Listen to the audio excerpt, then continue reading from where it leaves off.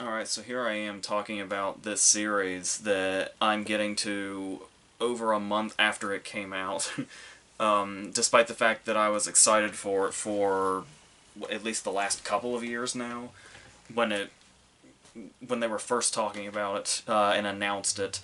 And the reason for that, pretty much, is the fact that when a series comes out, even a mini-series, more often than not, they do the thing where they release an episode at a time. So, I waited for November 11th to get here, and the plan was to do an episode a week, which is how I thought it was going to be released. So it was like, oh, so we'll have that, and it'll stretch all the way through, like, the holiday season, pretty much, and that'll be amazing because the thing about Emily Blunt putting something out is the fact that it's basically like Christmas, where once you like hear that it's coming, you just kind of wait for it, and like anticipation continues to build, and then once it happens, it's just kind of. I mean, like it's always there, and it's usually high quality enough that you can go back to it over and over again. But the novelty of it being a new thing just kind of comes and goes after like all that anticipation. Despite the fact that it does more often than not deliver, but because of that, I was looking forward to this whole thing of, oh well, this is the new Emily Blunt thing, but we'll be able to stretch it out for like 6 weeks, and that's going to be amazing. So November 11th got here, and I realized that they put all the episodes out at the same time. Which, in any other case at all, I'd be, oh good, because typically the thing is when a series comes out an episode at a time, even if I'm really into it, I might just forget about it. And then, like, there's shows that I really, really have liked that I have not finished that ended years ago just because I just kind of moved on from them, even though I was into them. And so I much prefer when shows are, like, done and when everything is available, and then it's just like I go through it. So now, the one time that I don't want it to be that way, and the one time I want it to stretch itself out, it all came out at once. So basically I've been putting it off because I knew, especially because it's a Blunt project that she's the star of, if I started it, I was gonna blow through it completely. Like once I hit play on episode 1, that was gonna be the whole day, and I really wanted to stretch it out. So I've just kind of been waiting and anticipating, and now that we're at about the time I think that it would have been ending if it had gone about 6 weeks roughly, this is this is pretty much as long as I'm willing to wait for it. So. And then, yeah, it's probably going to happen. I'm going an episode at a time as far as doing these. Like, I've only watched the first episode, and so, like, for each of these that I'll do, I will have only seen up to that episode. So, this is the best I can do to stretch it out any further, but they're probably going to be in pretty quick succession over the next, at least, couple of days. So, with that in mind, and with all that anticipation, going into this, I kind of just know, unless it's something like Wild Mountain Time, where it's something that's not that great, and it's something she kind of joins at the last minute. More often than not, it's the case of, I just kind of go in assuming something she's in is going to be amazing, and she's going to be amazing in it. And what I love about that, especially with this, is the fact that one of the things that she talked about a lot and was asked about a lot when she was doing all the interviews for this, which I'm pretty sure I watched all of, was that this is her first time with an executive producer credit, which kind of feels like a long time coming, because I feel like it was around Edge of Tomorrow where she said she really kind of started taking control about how her characters, like how they're developed, and how much she puts into what ends up actually being on the screen. And you can actually see, like, from Edge of Tomorrow forward, there is, like she's always been in really good stuff, and she's always been amazing in those things, but it does feel like there was a particular spike in the quality of her filmography around the time she said she started kind of taking more control of her characters. So, like I said, getting, like, in a bit more position of power here when it comes to, like, the project itself, it just immediately was promising. So that's another thing that has me really hyped for where exactly this is going, especially that how it pretty much sets up in this episode that this is gonna be a character that goes through a lot of development, and you can already tell, despite the fact that she's gone through a clear change in her life already before we even start, where she's gone from somebody that had, the life of being somebody that was, within royalty of sorts, and then this murder of her child has now put her on this completely different path. And it's like this just already before it even starts, you can see that. And another thing that's interesting that happens before this even really starts is the opening, when we're just kind of getting assorted imagery and she's narrating. And when she's narrating, she's basically telling us the whole story. And that's just to basically set the tone. So what's interesting about this is the fact that this is a Western, where if in any other case, if at the beginning of a series that you know is going to be like 6 episodes, you might be a bit alarmed when the opening narration is basically laying all the cards out, but at the same time, with this being a Western, there's not really... Western is like one of those genres that's known for being pretty much as simple as possible. Like, there's only so many plots a Western is going to have, and there's only so many outcomes that a Western is going to have. So, what's great about that genre so much is what kind of happens in between. And it's like where we get to that point. So it's going to be more focused on character and more focused on emotion, really, than like she could have just straight up told us in the opening narration how this series ends, like what the actual events are. And I don't feel like it would matter that much. Because I feel like, unless there's like a drastic turn, well, come to think of it, there was a drastic turn in this in this first episode, so that is possible. But unless there is like a drastic turn within the series itself, I imagine we probably know how it's going to end. Just given what we already know, and just given the setup and the fact that it's a Western, and Westerns tend to treat their plots pretty straightforward. It's just about everything in between. So once that tone is set, and we know where this character's coming from, and we know this is going to be a journey from her coming from a completely different world from what this is, and thrown into this in the most abruptly brutal way possible. Like, she's going to know immediately that she's probably in the wrong place, and she's potentially going down the wrong path, and how she's going to strengthen herself so that she can continue to go down that path. So before she can make that journey, she's got to go through the brutal realization part of what exactly she's getting herself into, and that whole concept is pretty much personified by this Kieran Hines character, and who's just instantly hateable once we see him. And one of the first things he does is knock her out, literally, in this pretty jarring moment. Like we already know the setup is that, oh, she's in the wrong place, but it was still jarring just how brutal it got for her very quickly, and especially the implication of what was going to happen to her if Kieran Hines would have been able to have his way. So we get these little moments here that really set up this Kieran Hines character, like when we see Chaske Spencer hanging there at the start, and she says who beat him, and he's like, so he can barely contain his pride for what the answer to that question is.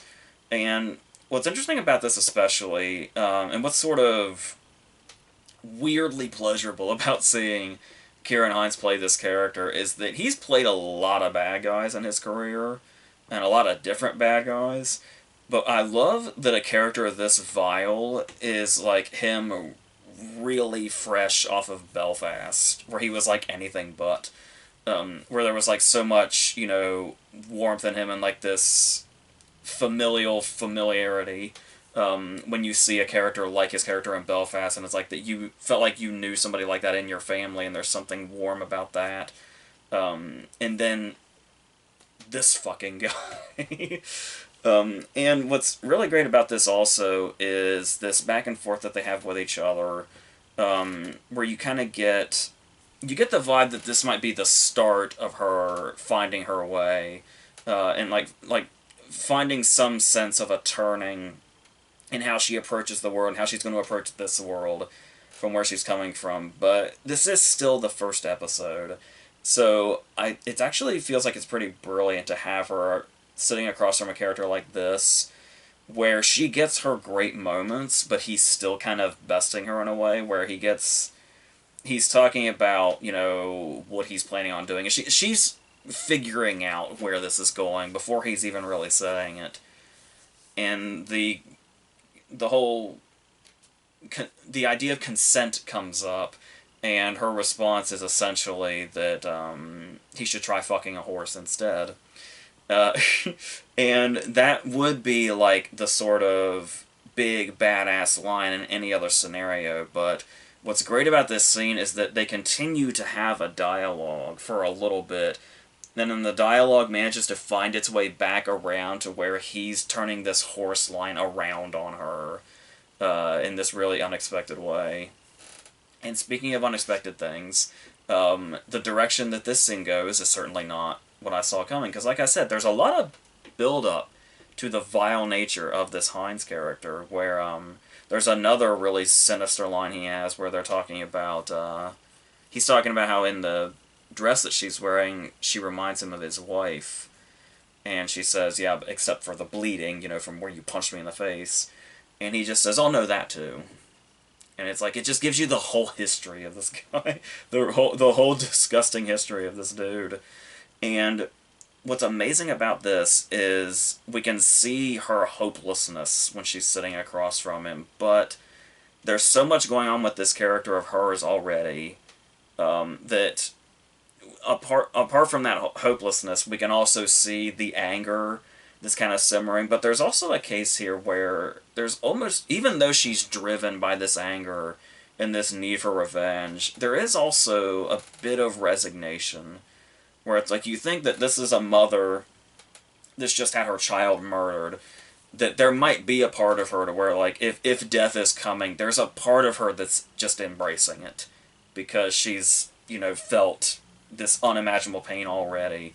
But it's the idea of the drive for revenge and her anger sort of conquering that.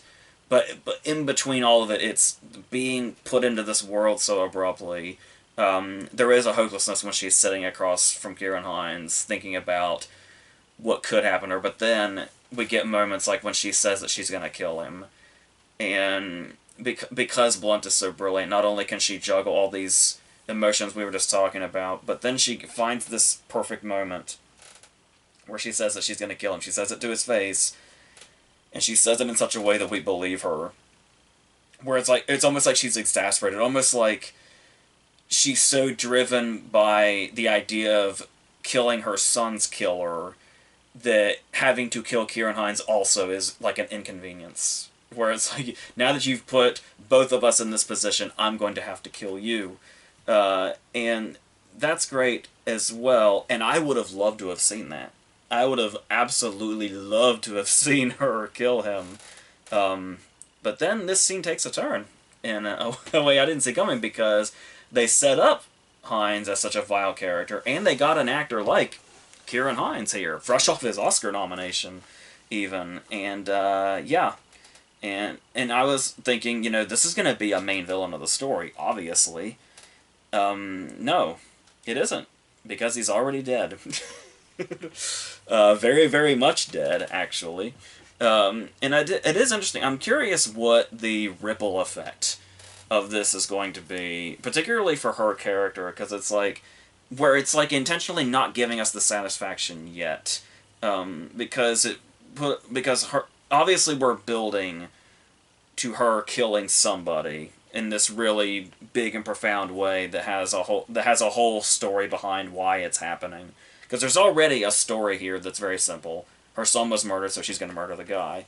But chances are, given this is a 6-part series, we're going to see a whole journey that really gets us to whatever that final point is. That's what I was talking about before, where it's like, with this genre, that really gives you that leeway to where we pretty much probably know what the beginning and end is. What happens here is the middle, and that's what we really, really care about.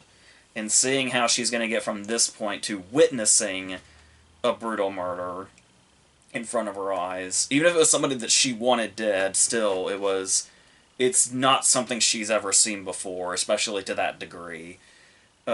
So that kind of, instead of us getting that satisfaction quickly of seeing her kill somebody she wants to kill, we're likely going to have to wait a series for that, and we're going to build up to that in this perfect way. So Jessica Spencer gets the Kieran Hines kill, obviously, but there is this moment where she does get a kill that she's responsible for.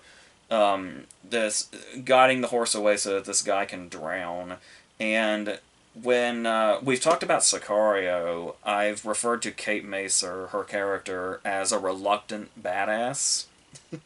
Where she can do the really badass things, but it's clear that the character would rather not. She'd rather that not be her life. So I kind of got that same sense here, where there's something so especially in this world, beautifully cold-blooded about the way this guy dies. But even though she caused it, she has to look away from it while it's happening. And it's like, to be able to see the progression we're probably going to see to where she'll be able to do things like this without looking away. And might even possibly get a bit of pleasure out of doing those things. Depending on who the person being killed is and what the context is. On this journey, we're probably going to see a lot of more vile people. Maybe Kieran Hines was just maybe Kieran Hines was just the tip of the iceberg, which makes it very interesting to see where this is going to go and how this character is going to build, especially.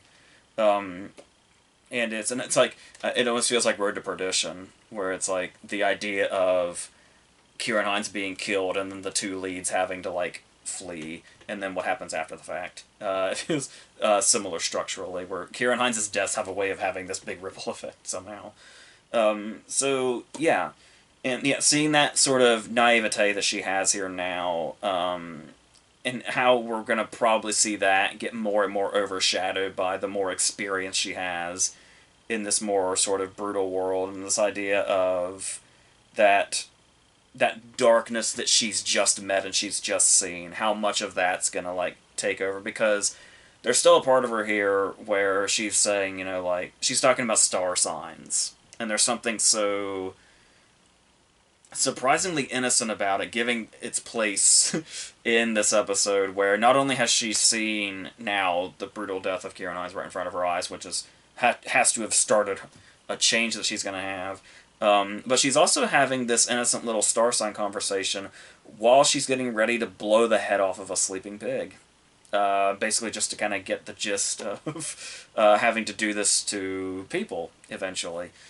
And, yeah, seeing this development, and the fact that we just kind of know that she's going to crush this already. Like, I have no doubt in my mind whatsoever that she's an actress that feels like she's incapable of a false note, and the fact that this character is going to give her so much. Like, not only does this character already have so much as far as stuff to work with, but that she's got 5 more episodes to work with. I think this is going to get really, really good and really, really satisfying, and seeing her be able to get opportunities like this is part of what makes her such an exciting actress. When she actually gets stuff that, because another role we've talked about a lot on this channel is Rachel Watson and The Girl on the Train, and how much she had to work with there also, and just the idea of making us suspicious of the lead character while also making her really sympathetic and really going so deep into the troubles that character had. And it's like this whole taking what would just be one aspect of a character that an actor has to work with, and her ability to take a bunch of different aspects and juggle them while playing one character is something that I feel like I've seen that consistently throughout the different roles that she's played. Where it's never just like, this character is this thing and that's it. There's always so many different emotions and motivations and everything else going on with a lot of her characters. And the fact that she knows just the right notes, like, for every single one of those different, facets is mind-blowing, continues to be mind-blowing. Like I said, and to get to play this character over an expanded period of time, more so than a movie would give her, is very exciting. I guess I should mention the writer and director, Hugo Blick, who has a lot of acclaimed things under his belt, but I believe this is the first thing I've seen that he's actually done. So I'll be, after this, I'm sure I'll be curious enough to check out the rest. Obviously, the only thing I know him for right now, weirdly enough, is him being the uncanny Jack Nicholson lookalike when he played the younger Jack in the 1989 Batman, which is still... I would have never thought this is where that guy ended up. I always kind of thought, like, who was that guy even that looked exactly like a young Jack? Oh, this is... this is what he's doing now. Very, very acclaimed work as a writer-director. And that's... All of this is very, very exciting to me. I haven't mentioned Jessica Spencer much. He definitely has something about him also. He just kind of has a presence about him that I really love. I feel like I looked him up recently, and he was in, like, the Twilight movies, maybe, if I'm not mistaken him for somebody else. And he did just get an Independent Spirit Award nomination last year, but I missed that movie. But I do want to go back to that also, because he's definitely got something here also where it's like, where he's kind of the... It's almost this case of he's the one that's, you know, seen everything and experienced everything, and it's like, if she's going to basically become like have that sort of stoic face that's seen everything and sort of have his level of experience by the end of this, or if she's going to try to eventually reach a point and try to prevent herself from getting that far. It'll be interesting. I imagine there'll be a lot of internal conflict here also, so that'll all be really exciting also. And is that... And this whole idea of her believing in, like, a sort of magic, with, like, the lock of her son's hair and stuff like that, and this idea of if she's going to sort of keep her belief in magic, or if, you know, the incoming darkness is going to potentially take that over in ways, and, like, how... And I would say the ideal thing would be maybe a middle ground where she's gonna see shit and experience shit and reach this dark place where she'll eventually have to take a life up close and personal, but hopefully doesn't lose her way completely, which makes that a really... I imagine this will be a theme as it goes on, this slippery slope of revenge and stuff like that. Like, stuff that we've seen so many times before, but like I said, with a Western, it's how you do it and not necessarily what it is as far as the story and the objective and all that stuff. So, yeah. And another thing about it being a Western, production values and costumes, all that's off the charts, as you would expect. And as far as, like, you know, action and suspense and stuff like that, I imagine we're going to get some good bits of that also. We got a little taste of it here in this scene with Spencer and Toby Jones. This really great play on words where a guy that's confronting them says 3-1, as in T-O. And they use him saying 3-1 as a countdown, like 3, 2, 1. That's really cool. And I can't wait to see more of that as well. And the way they build it up, too, was a really, really great use of suspense. So, yeah, after all this build-up, I am seriously doubting that this is going to be disappointing, and I cannot wait to see what else she's going to do, and with this character in particular. And like I said, having the room that she doesn't typically have to be able to build a character. There's like maybe 5 more hours of this, so I'm very much looking forward to that. So until the next episode, I think that's it.